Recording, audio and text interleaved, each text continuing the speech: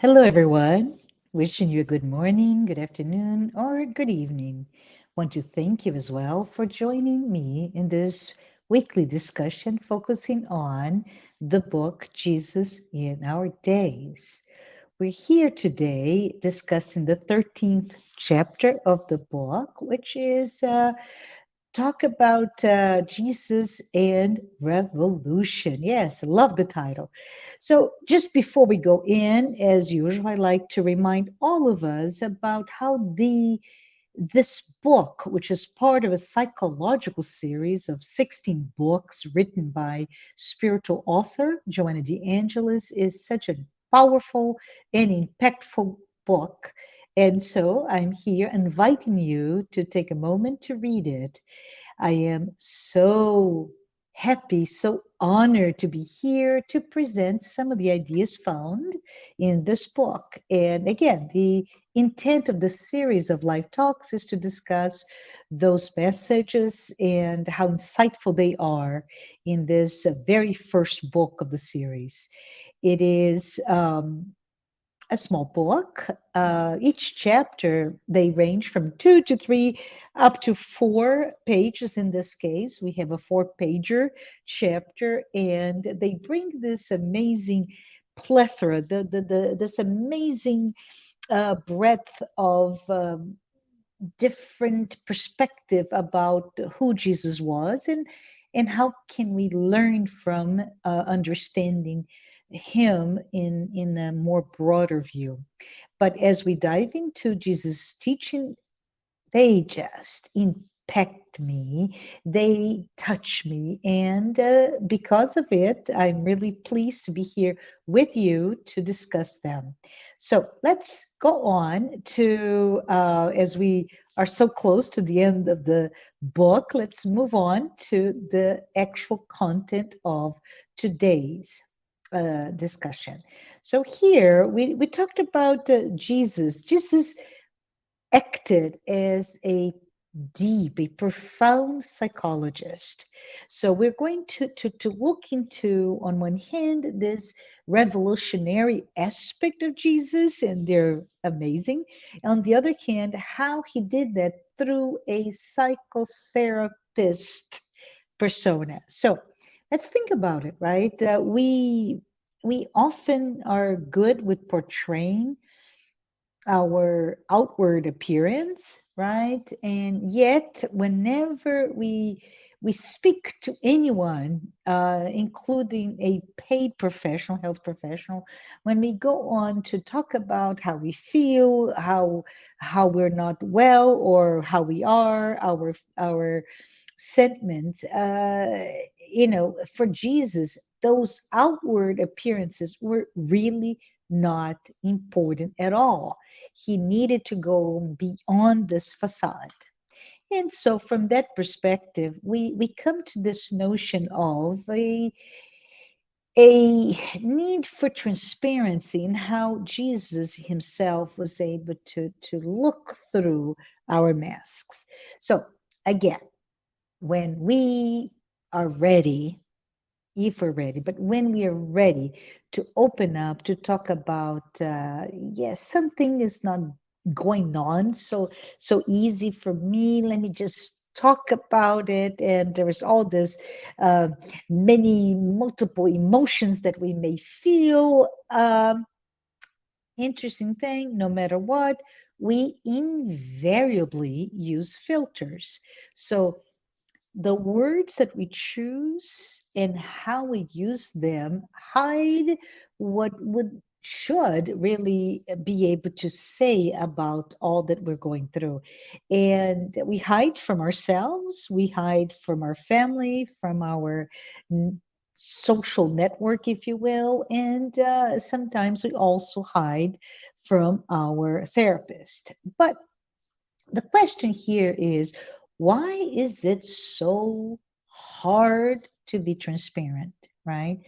And the answer is simple. We just have this unconscious dread, this resistance that is not clear to our conscious mind of laying ourselves bare, to be naked to anyone, including to ourselves, right? So that's this fear, this dread, this resistance to be that vulnerable. And on the other hand, those who listen to us bearing, becoming naked toward them, they really don't know how to listen, and they don't know how to look at you and your vulnerabilities, and they are really often unable to understand. So I just wanted to say here that I've discussed this before, so forgive me if you were in the episode when we talked about it, but there is this tool called the Johari's window, and it is a model used to help you and me better understand our relationships with ourselves and with others. It is a simple framework, and it unveils through, it's just quite interesting, unveiling how we hide ourselves, knowingly or not. We start to better understand conscious and unconscious bias that are between us and the other, right? So, understanding and learning this framework may help increase our ability to be self aware, as well as the ability to understand others. So, again, about the Johari's window, it is very simple, very useful, and it brings us this ability to understand and become more self-aware, and it helps also in a group situation because it starts to highlight those difficulties that we have in reaching um, this knowledge, this self-knowledge, this inner awareness, and it represents what we know, what we don't know about ourselves. And according to the tool, we have basically four personas, and no, they're not 25% each. They're variously different, but basically, if you look many times, if you research it, if you Google for it, you will see four quadrants, right? So a model with Y and X axis where each one will have at 25% the public persona, the hidden self, the blind spot, and the masked one, the unknown one. I'm sorry. So known and unknown, who we are, and the blind spot and those masks, which means I know who I am, but I don't want you to know who I am. So, what I learned about using the Johari's window is that it takes courage to open up, and it takes respect, tolerance, it takes patience, it takes learning to listen, to respect to those that are opening up to us.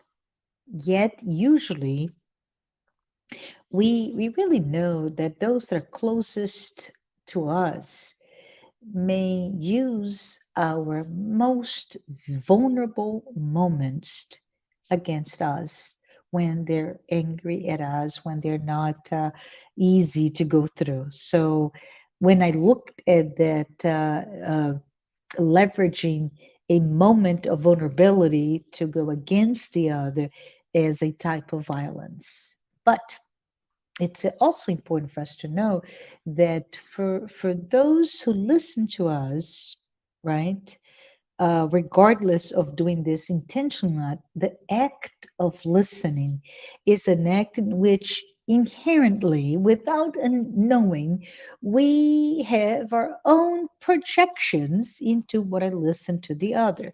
So I am opening up. It's very difficult. I'm trying to not get anyone to know this deep dark secret that I bring. Just kidding here, but this is an area of vulnerability, and I'm bringing to you, and you unknowingly will project what you have in you into what you hear from you. So um, it is a process in which you, the listener, and I'm just joking here, but if you were to listen to me opening up to you, you will listen and you will unintentionally, by the way, but you will adapt the information to your own understanding, and you will, again, unintentionally attach meaning based on your own areas of conflict. Those are your projections. So it's a hard thing to be able to open up, to be listened to.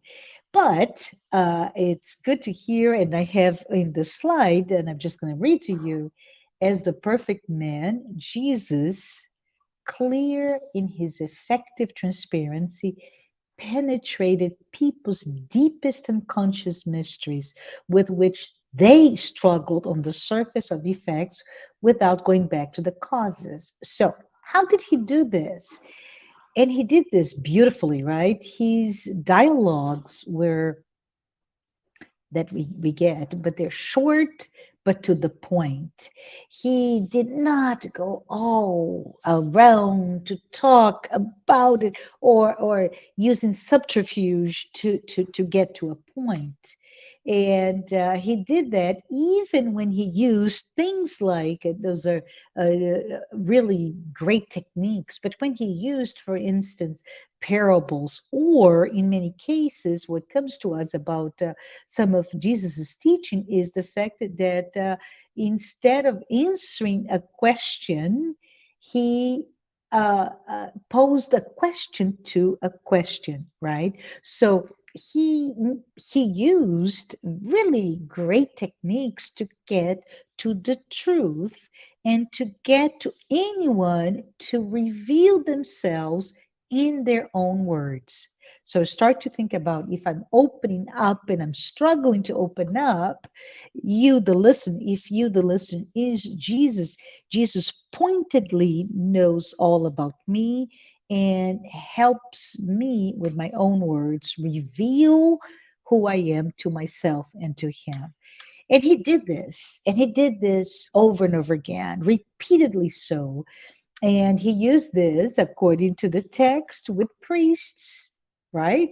Who asked him, for example, who is your neighbor? And right, the passage goes into listening to that, to this question. Jesus gave the parable of the Good Samaritan, and he led that person who asked this question to a very thoughtful, logic reasonable conclusion, even though not the most apparent conclusion. Likewise, he used the same method to those who asked him, for example, I don't know if you remember, but they asked if it was lawful to pay taxes to that the Roman Empire, right? So the Jews at the time would have to pay taxes, as many of other in history, other nations had to pay taxes to those that colonized them. And so they didn't ask, is it lawful? And Jesus just looked at the coin and asked, who's engraved in that coin? And it was Caesar. So give to Caesar what belongs to Caesar, right? So from that perspective, he was a revolutionary. He was able to bring revolutionary truths that at the time was even more difficult to accept than today. But even today, we do so. How did he do that? Well, there is an article where Dave Burchett write, and he also wrote in When Bad Christians Happen to Good People. It's really cute, but he did go on and on talking about Jesus as this total revolutionary. And he lists how so. So Jesus, granted status to women at a time in a culture that did not exist. Um, his views, as we know, were quite upsetting to anyone in power. And if you think in terms of 2000 years ago, in historically speaking, women were viewed as property. And as a property, divorce was a no fault only for the husband. And also terrible as it may be, infanticide of baby girls because of what it meant to be a father mother of a girl was just really common in those cultures at the time.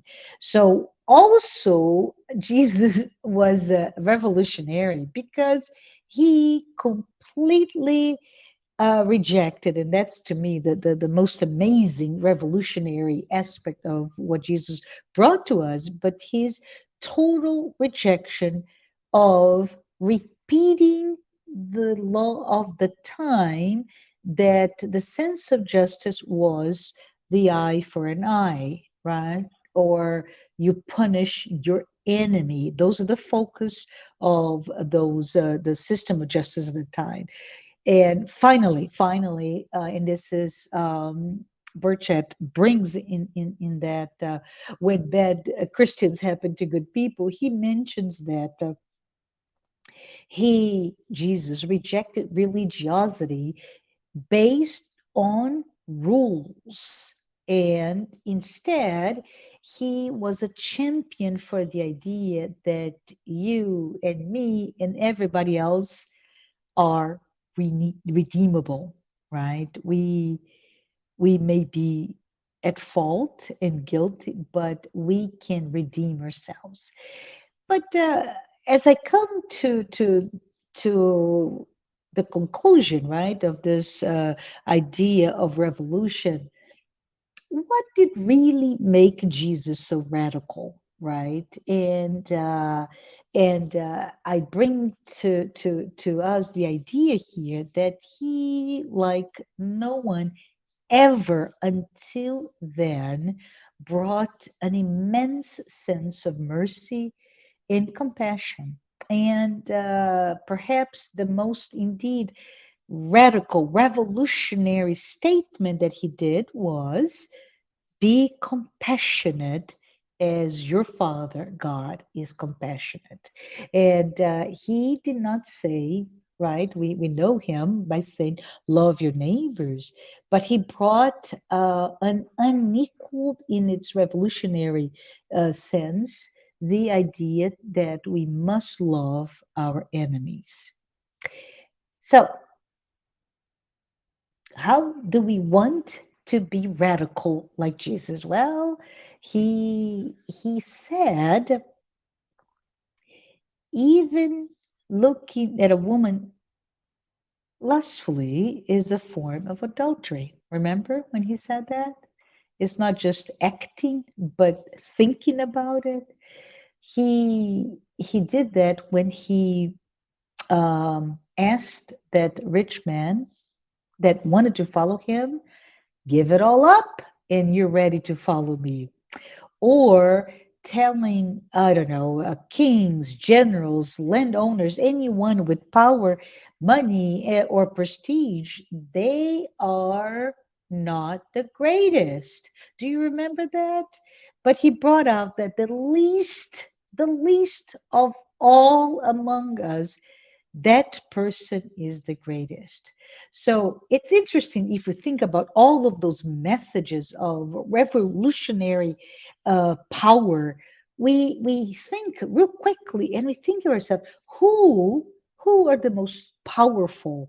Those that somehow are revered, almost worshipped. Well, athletes, entertainers, influencers, and we see their behaviors because it's really very much in our face through social media, that there is pride in everything they say or show themselves. And Jesus would say the following: seek first the kingdom of God and his righteousness, and all these things will be added into you.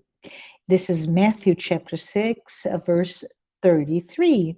But what he's saying here is that against all of our adopted and popular thinking, the the most revolutionary statement that we can ever listen to, they're all about define that status quo. That's the revolutionary aspect of Jesus. And so one is to just think about it, how transparent he was and how he was revolutionary in his transparency by not accepting what is in the filter, the veil of this is what society and culture, a ephemeral point, right? That's the point in time in history that will be gone through as we move on in time, and he could see through it. This is just not a temporal enough. So if we keep thinking about it, and this is this is as I'm getting to the end of our discussion today, let's think about this idea of a new vision, right, that he brought forth. And Joanna tells us that it was how Jesus really dealt with those who were in pain, those who were suffering. And I mean, this is the entire humankind. If you think about it, the entire humanity is going through some sort of pain. I have my pain points, I have my sufferings, and just about everybody that I look around, no matter how much they're trying, they have something they're going through. And let's think about, so Jesus met anyone who was suffering, and he utilized his psychotherapy, and he did that masterfully. And yes, Joanna, what do you mean by that? And it's just think in terms of psychotherapy. Let's think about what is psychotherapy, right? And how do we say that Jesus employed the best way ever known until then? So break it down.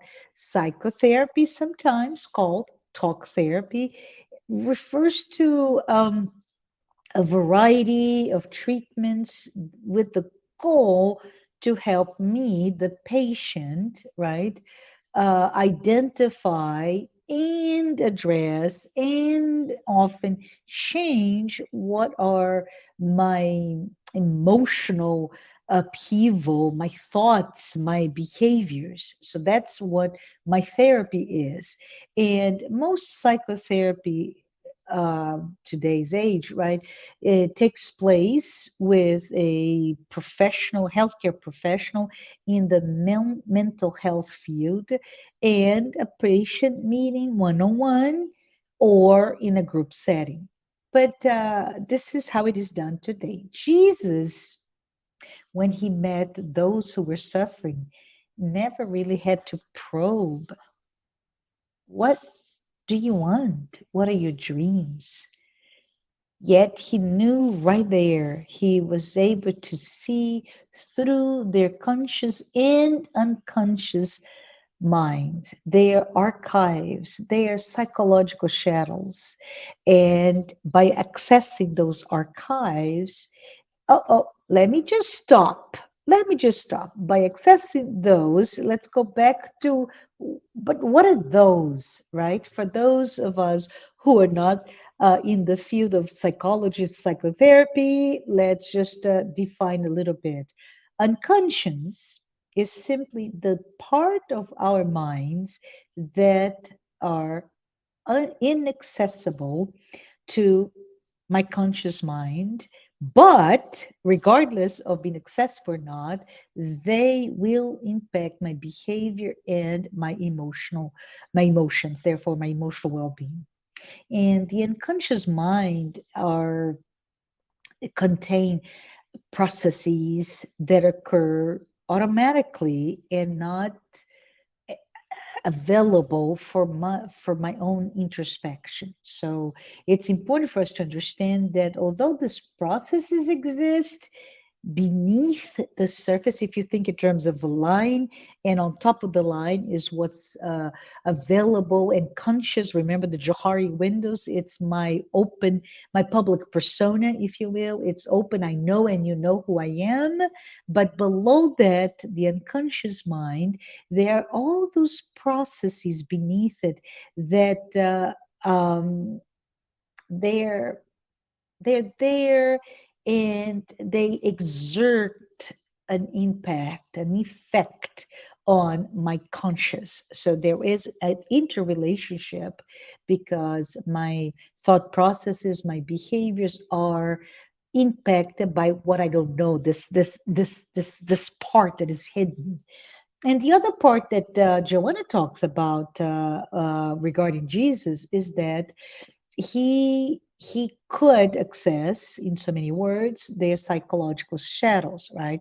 So shadow, what is a psychological shadow? The personal shadow is often called as the disowned self, and it simply means that it's a representation of the parts of us that we don't want to claim or associate with ourselves. And they may even include some positive qualities, but for whatever reason, be it potentially the cultural setting, the education, or whatever, you really repress that side of who we are. And in Jungian psychology, shadow work involves the assistance of working with a psychoanalyst, and that person will guide the patient through what they call the shadow self. And shadow work is a method that was created, originated from the work of Carl Jung, the Swiss psychotherapist. And in this process, you start, the end goal is to unveil your shadow and integrate those things that you yourself trashed, if you will, disowned, if you will, all of those parts of our personality that we don't want, that and we repress and we forget, we not forget, but we unconsciously go through this process of repression. So Jung brings this framework, but one of the things that I'd like to bring here is that it is a psychological but a spiritual process. So back to Jesus. Jesus, mm, no need for any methodology, no psychoanalysis, no shadow work. He did not require a journey with each of those who came upon him to access their unconscious mind, right? So he did not do this for the unconscious mind. He did not do this for the repressed self. And he was able to unveil and really help healing. And with the healing is what Joanna calls, right? Bring the alignment back between the ego, personality, and the self, the spirit. So it's very interesting because if you think in terms of Jesus as this psychotherapist, a revolutionary psychotherapist, he did not need to prescribe medications. He did not look for root causes outside of you, which means no blaming, no outsourcing the blame to, I don't know, family, your socioeconomic environment, so on and so forth. And he did not have to look into how you somatize, how you express those pain and sufferings as an accusation to you, the patient. You are doing this to yourself. Instead, how did he do it? He just loved each and every person that came to him. He offered safety. He helped them rediscover their own latent abandoned abilities. And he awakened, I put that in the slide that you can read. He awakened in each one of those who came upon him, those patients, a new vision of life and supported them at the moment. And he did not keep them from continue as they desired. So free will is still part of the equation. If I am going through this, and he would say, remember, go and sin no more. But it's your option to continue to how you're living or not, because he never imposed himself on anyone. And those who went after him, who sought him, they, right, they needed they needed him, they needed his love. And he never ever imposed or judged, simply loved. So I wanted to bring upon another aspect of this chapter, which is the idea of the death of the old man. And it's really a term that we see a lot when we start to discuss inner transformation, or even the responsibilities that we need to take on. But where do we find the term? We find that in Paul. So Romans 6, chapter 6, verse 6, the Apostle Paul wrote that our old man, right, was crucified with Jesus. And so if we pause to try to understand that, we can see, what did Paul mean by that? Our old man was crucified with Jesus. And we can even think, was he just in a morbid frame of mind? Was he even masochist? Or was Paul teaching something really important, this very spiritual lesson for all of us? And he brings it again in Romans 6:23, where he talks about the wages of sin is death. What did he mean? Well, Paul was bringing the idea that our wages, or in other words, what we produce, what we earn, when we sin, again, what is to sin is to not follow, to have a transgression under God's laws, our divine laws that it is inside of us through our conscience, right? When we do this, it will lead us to death. But what we want to unpack here is the fact that Paul knew that about him, and he repented and he was forgiven, right?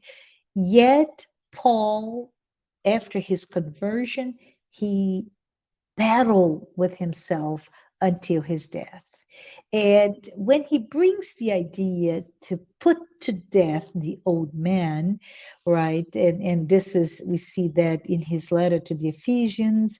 And he says, right, the old man, you have not so learned Christ, if indeed you have heard him and have been taught by him, as the truth is in Jesus, that you put off concerning your former conduct the old man, which grows corrupt according to deceitful lusts, and be renewed in the spirit of your mind, and that you put on the new man, which was created according to God in true righteousness and holiness. It's beautiful. This is chapter 4 of Ephesians. And he was just telling in that go on and put away your old man. And what is the old man?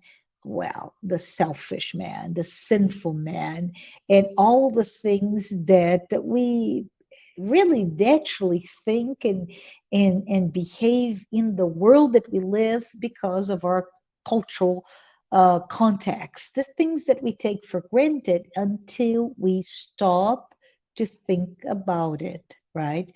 Let's remember what we just said previously. Jesus was revolutionary because even though you could stone baby girls and you could stone adulterous women, was it right to do so? Right. So he did that. He invited us to kill, metaphorically speaking, our old selves and welcome the new person.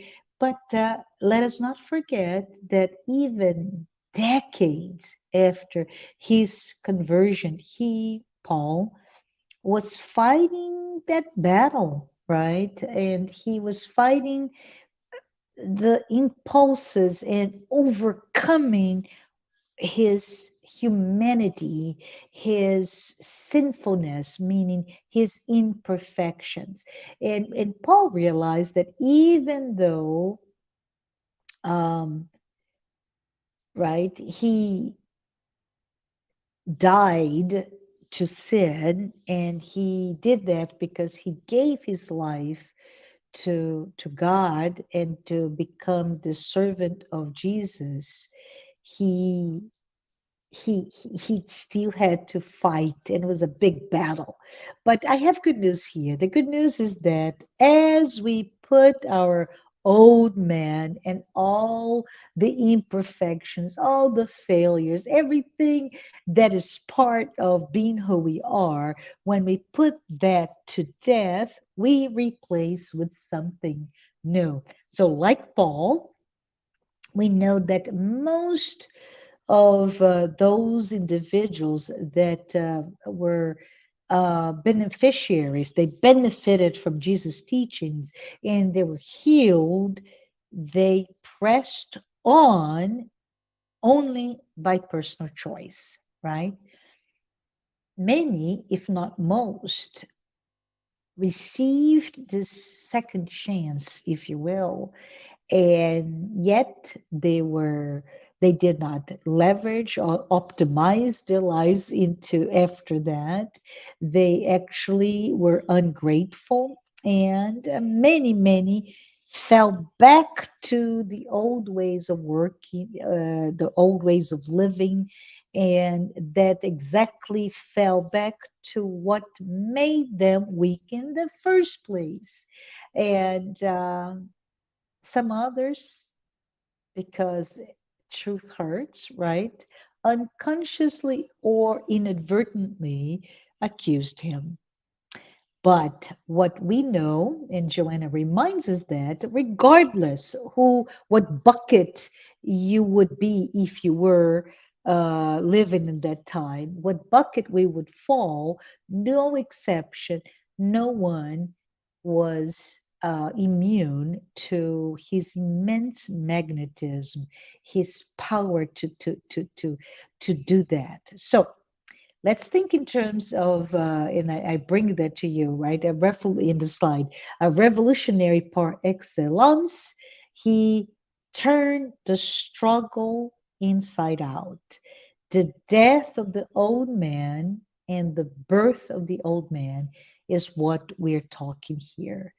Jesus offered a first step and, right, the second chance, but it was up to us as his students of life to go on and take that gift and move on and proceed. And it's very interesting, as I talked to you last week on the chapter about responsibility, that it's up to us, right? It's up to us to take on our accountability and responsibility and move on and press on, right? Because the new path was already paved for us. And if you think about it, right? If you really want to be healed and create a life of wellness, wellness and not being ill or sick, whatever that is hurting us, our sense of balance or peace, we must allow to be scrutinized by this amazing psychotherapist that is Jesus. And as we open up ourselves to Him, let us listen and follow His instructions. And so the notion here, the invitation here by Joanna DeAngelis is let's revolutionize ourselves. Let us break free from any time that we fall prey to self-indulgence or self-punishment or self-pity in anything that made us uncomfortable with our own past. And if you, like me, want to win, let's get on the battlefield. Let us fight and let us be open to love. And love will be there for us. So let's never forget we're not alone in this battle.